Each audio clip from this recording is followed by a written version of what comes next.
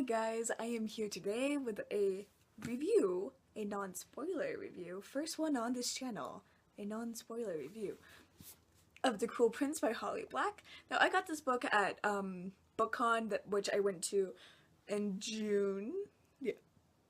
June.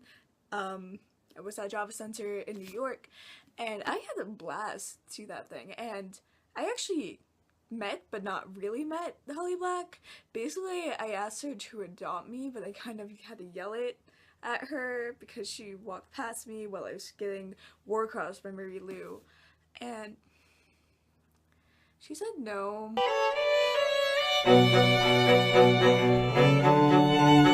Anyway, that's not what I'm here to talk about. What I'm here to talk about is The Cruel Prince by Holly Black, her newest book that is coming out January 16th? 2018. Oh, maybe even earlier. All I know is that it comes out in January of 2018, and that it was so good. I've read it like a couple weeks ago, so I've passed the stage where I might accidentally say something spoilery.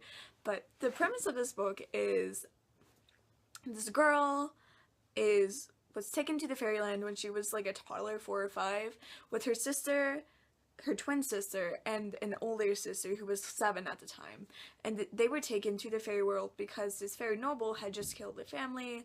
This is literally like first page, you know this, so this isn't spoiler, I swear.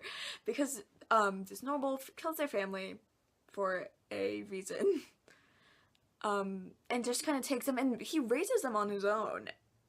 And it's a really interesting dynamic that actually ensues throughout the entire book, is this girl and her relationship with her adopted father who had killed their parents, and she remembers throughout, and she mentions like, yeah, I do know this man's a very bad man, he killed my parents, killed my biological parents, but I can't hate him. It's just a very interesting kind of dynamic between the two, because he actually, in my opinion, grows to love this girl very much and treats her just like any daughter, any child he would have had.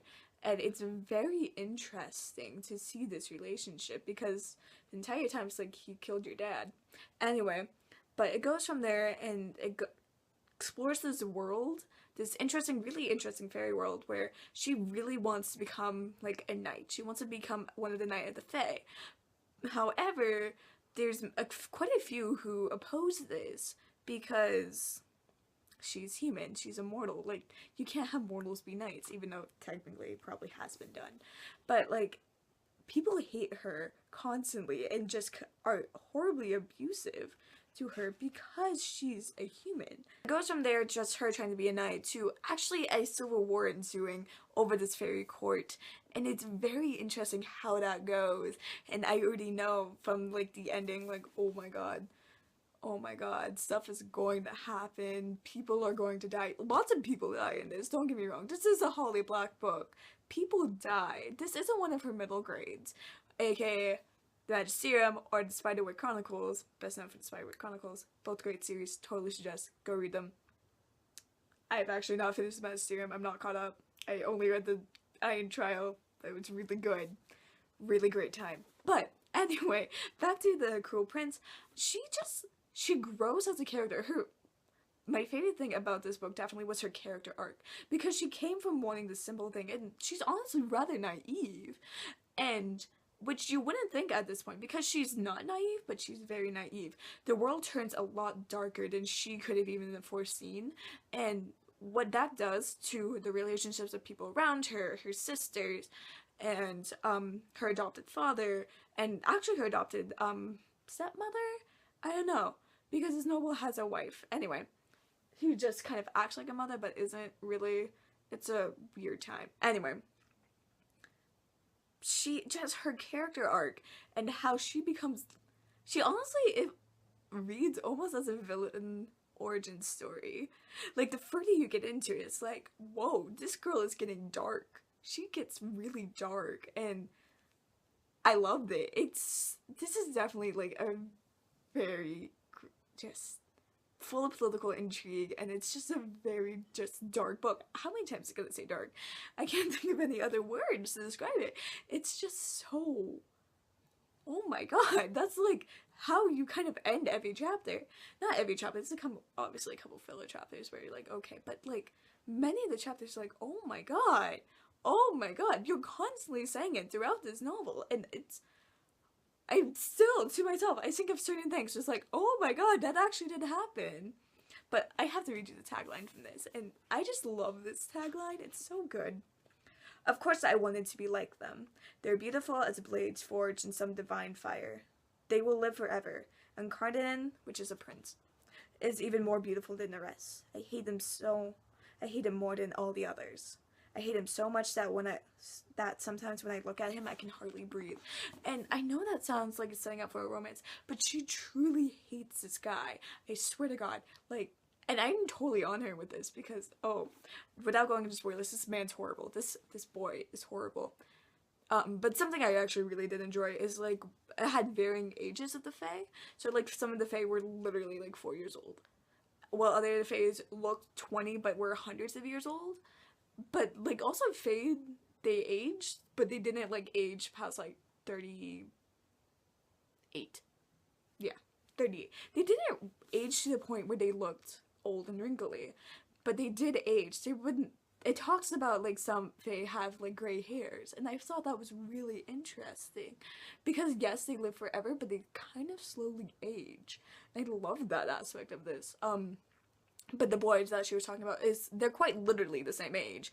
They just know that he is going to live far past her. I don't know. It was just so... Actually, what Lee Bardugo said about this book is, like, perfect. Lush, dangerous, a dark jewel of a book. I think that was a perfect description of how this book is. It's a gem. I love this book. It's so good. But it's so... Oh my god, I don't know how else to describe it without saying spoilers, and I'm not going to spoil it, because this book just came out. Not just came out, it's not even out yet by the time this video's up. Anyway, I have another review on my channel, or it's not on my channel yet, it will be in the coming days, and that is a full of spoilers, review of the Savage Song duology, one of my favorite duologies. If you've read it, or if you want to hear spoilers, which you're so weird. I don't understand wanting to have spoilers. Please explain it to me down in the comments because I don't.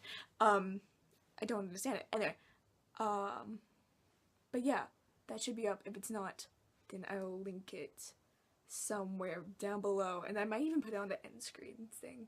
It's like right here. I don't know yet, but that's all from me today.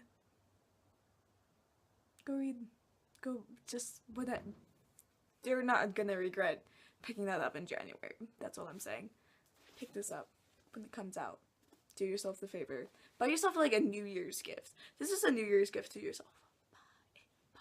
Plus the finished cover is so pretty. Like, I love it so much. Anyway, buy it.